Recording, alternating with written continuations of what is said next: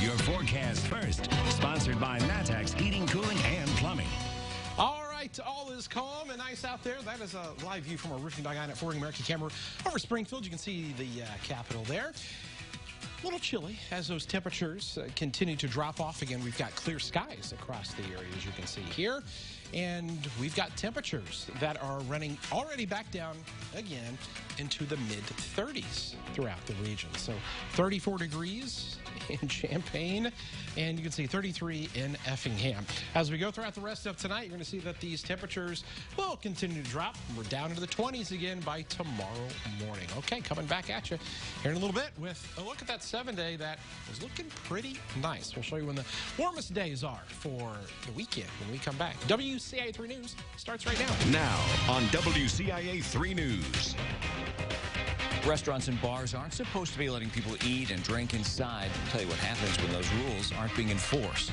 Plus, it was a dangerous 24 hours on the highway, how police kept traffic moving despite 3 rollovers. And the state's largest power company has already admitted to trying to bribe Michael Madigan. So what did they have to say in federal court today? You're watching your local news leader. This is WCIA 3 News at 6. We need to be citizens. We need to be concerned. We need to help each other. That's the plea of an alderman in Danville after the mayor said they won't fine businesses for having indoor dining. Good evening. I'm Paul Chikini. And I'm Jennifer Roscoe. Vermilion County, like the entire state, is under Tier 3 restrictions. That means restaurants and bars can't have people inside, but that doesn't seem to matter to some business owners. WCIA 3's Courtney Bunting is live in our newsroom. So, Courtney, why is the mayor saying he's not going to fine these places? Well, Jennifer, he says the city doesn't have the power to do it. There is the option for them of taking away a bar or restaurant's liquor license, but Mayor Williams says he has no intention of doing that. And he feels the businesses that are offering indoor dining are doing their best to still be safe. The city should be very adamant and very vocal and very loud to stop doing dangerous things, and staying open is dangerous. Danville Alderman Dan Duncan feels indoor dining restrictions are necessary to get the virus under control. I'm scared that the numbers are still increasing and we are going to overload our hospitals and start putting way too many people in the cemeteries come January. But despite Tier 3 rules, some are serving inside anyway. If I go there, then I'm going to get somebody at work sick. Or if I go there, I'm going to get somebody in my family sick. Not everyone agrees. I go to a restaurant every other day. I haven't got it yet. Patrick Snodgrass feels the restaurants he eats at seem to be safe. You got to walk in with a mask. You sit down at the table, you eat, you take the mask off. And his fear is that restrictions hurt more than the owners themselves. If you shut down all the small businesses, say you was a waitress and you had 2 kids, you lose your job. Now you go to unemployment. Well, that runs out. La Pochcina is letting customers inside. The owners say they rely on indoor service to pay bills. They're concerned about the virus, which is why they're staying at half capacity, using dividers and sanitizing daily. But Duncan feels the owners should be more afraid of COVID-19 than fewer customers. The best thing is to keep our neighbors safe. And if that means if that means the restaurants closing because they've been ordered to by the state, yes, they should. I talked to the owner of Jocko's in Danville. They're offering indoor dining, and they say it wasn't an easy decision to do it, but they're doing everything they can to keep customers safe. They feel COVID is mainly spread, though, through large groups, which they say they don't allow at their restaurant because they're at 50% capacity. They also added that all their employees wear masks. Live in the newsroom, Courtney Bunting, WCIA 3, your local news leader. Courtney, thank you so much. Now, she reached out to the Vermilion County Health Department that wouldn't say if they plan to penalize businesses for doing indoor dining, but they said they're educating business owners about the guidelines and encouraging them to follow them. Leaders in Sangamon County are pushing back after city leaders in Springfield started questioning the county's COVID enforcement policies. One alderman went so far as to question the county's daily COVID numbers. WCIA 3's Cole Hankey's live in our Capitol newsroom. So, Cole, this was discussed at last night's council meeting. Yeah, that's right. It all started when the council members brought up a restaurant in Springfield that was fined for not following proper guidelines for their outdoor seating patio. Now, the county has actually gone out and already reversed that fine, but the city council's questions still remained. What started as a conversation about if the county is being fair in punishing small businesses who are not following COVID-19 rules soon became a barrage of questions about the credibility of the county's COVID reporting. But Sangamon County Administrator Brian McFadden says he's answered the Springfield City Council's questions many times. Ask this over and over, and when the questions keep getting asked, that's why you start thinking they're just not getting it, or they just don't want to get it, and for some reason are just trying to, undermine what's being done, and that's a little distressing. Mayor Jim Langfelder and Alderman Chuck Redpath believe the county are not being consistent in their enforcement of COVID rules. Evidently, there is not clear transparency with regards to testing or however you want to. Redpath also accused the county of recording probable cases of COVID as confirmed cases.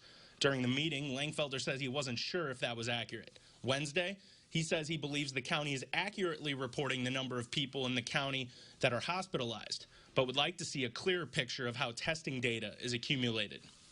The formula, I haven't ever seen the formula that's being used. I've never seen that.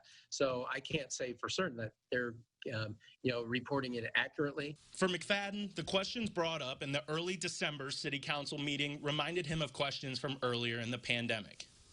Do we include people in the number of hospitalizations from other counties? No, we don't do that. Do we include people in our list of COVID positives who have never tested COVID positive? No, we don't. Alderman Redpath also called on Mayor Langfelder to put the 25% indoor dining capacity back into place after Governor Pritzker said that he will continue the Tier 3 mitigations in the weeks following Thanksgiving.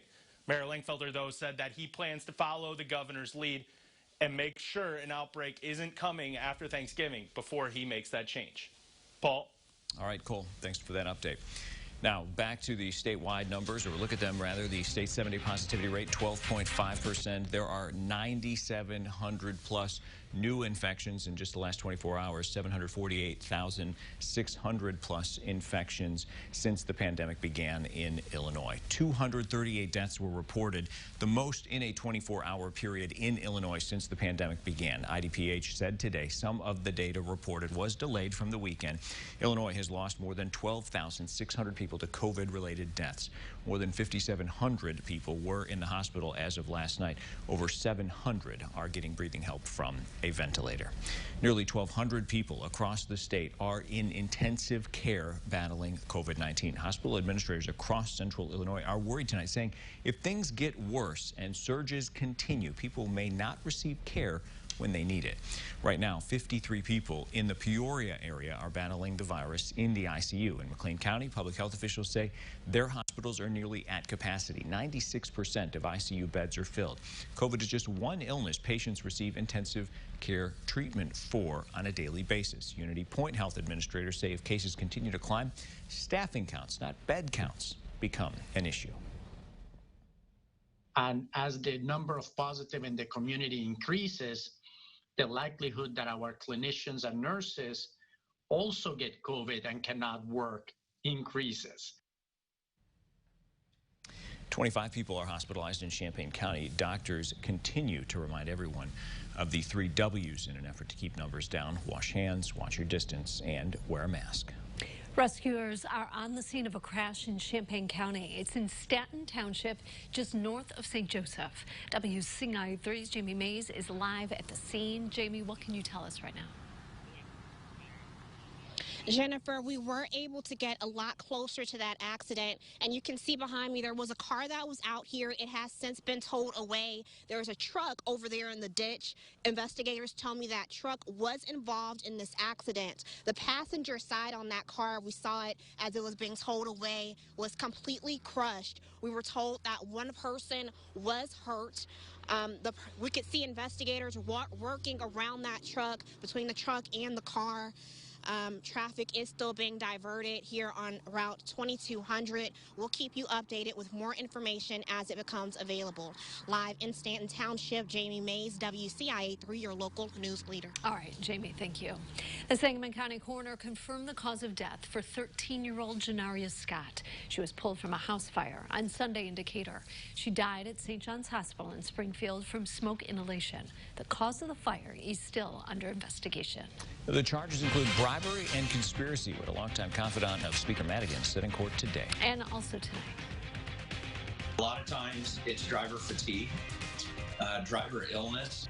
There was no ice, rain, or strong winds, what troopers are saying after 3 semi-accidents in less than 24 hours. Yeah, Kevin, that kind of sums up the weather at least. Nothing going on? Yeah, we haven't. You can't put that on the weather this time, and this time of the year is when we have to start thinking about that, but it doesn't look like that's going to be the case anytime soon as things continue to stay very calm for us. Quick recap of today, 46 and 17. When we come back, we'll have more about how this calm weather and how long it sticks around.